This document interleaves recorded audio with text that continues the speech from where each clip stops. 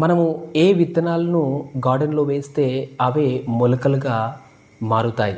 అదేవిధంగా మనం ఇంట్లో కూడా అకాడమిక్ సీడ్స్‌ను ఎప్పుడూ వెదజల్లుతూ ఉండాలి. అవే ఒక ప్లాంట్స్ లాగా పెరుగుతాయి. దీన్ని రిలేషనల్ లెర్నింగ్ అంటారు సైకాలజీలో. అంటే ఎగ్జాంపుల్ రూపంలో మీకు చెప్తాను. నేను మా అబ్బాయితో మాట్లాడేటప్పుడు క్యాజువల్‌గా అన్నాను. నా ఎక్స్‌పీరియన్స్‌ని షేర్ చేశాను. అదేంటంటే నేను చదువుకునే రోజుల్లో ఒక పోయెమ్ చదివాను. ఆ పోయెమ్ పేరు 'television'. 'Television' which is written by Roald Dahl. ఆ పోయెమ్‌లో ఆ పోయెట్ చాలా చక్కగా వివరించాడు. టెలివిజన్ వల్ల వచ్చే నష్టాలను చాలా అద్భుతంగా వివరించాడు. అది మన ఇమాజినేషన్‌ను ఏ విధంగా కిల్ చేస్తుంది అనేది అద్భుతంగా వివరించాడు. అది ఇప్పటికి కూడా నాకు ఏదో మా టీచర్ నిన్న చెప్పాడు, మొన్న చెప్పాడు అన్నట్టుగా ఇప్పటికి కూడా చాలా వివిడ్‌గా గుర్తుంది నాకు. అది చెప్తే మా అబ్బాయి కూడా చాలా సంతోషపడ్డాడు. అంటే ఈ విధంగా మన అకాడమిక్ ఎక్స్‌పీరియన్స్‌ను మనం షేర్ చేస్తున్నాం పిల్లలు. అంటే దీనివల్ల our children feel their subject alive.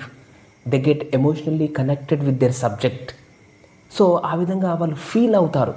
ఏదో స్కూల్లోనే చదవకుండా ఇంటి దగ్గర కూడా ఈ సబ్జెక్ట్స్ గురించి క్యాజువల్‌గా అంటే ఫోర్స్‌ఫుల్‌గా కాదు మాట్లాడడం వల్ల వాళ్ళలో క్యూరియాసిటీ పెరుగుతుంది. ఎమోషనల్‌గా మీతో కనెక్ట్ అవుతారు. ఇది స్టోరీ టెల్లింగ్ లాగా పనిచేస్తుంది. ఇంట్రిన్సిక్ మోటివేషన్ లాగా పనిచేస్తుంది. ఈ ఇంట్రిన్సిక్ మోటివేషన్ గోల్డ్ స్టాండర్డ్ సైకాలజీలో. అది చాలా అత్యద్భుతమైనటువంటి టెక్నిక్ పిల్లలకు. కాబట్టి మమ్మీ కానీ, డాడీ కానీ మీరు షేర్ చేస్తూ ఉండండి. మీ అకాడమిక్ ఎక్స్‌పీరియన్స్ ఎన్నో వండర్‌ఫుల్ ఎక్స్‌పీరియన్స్ మీకుంటాయి. ఖచ్చితంగా ఉంటాయి.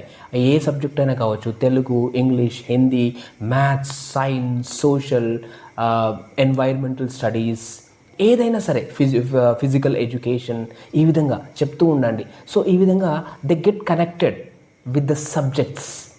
సో ఈ టీవీ ప్రభావాన్ని, మొబైల్ ఫోన్ ప్రభావాన్ని తగ్గించాలంటే ఇటువంటి మనము చాలా చాకచక్యంగా అప్పుడప్పుడు చేస్తూ ఉండాలి. అప్పుడప్పుడు కాదు, రోజు చేయొచ్చు. ఈ రిలేషనల్ లెర్నింగ్ ఇది చాలా చక్కగా పనిచేస్తుంది.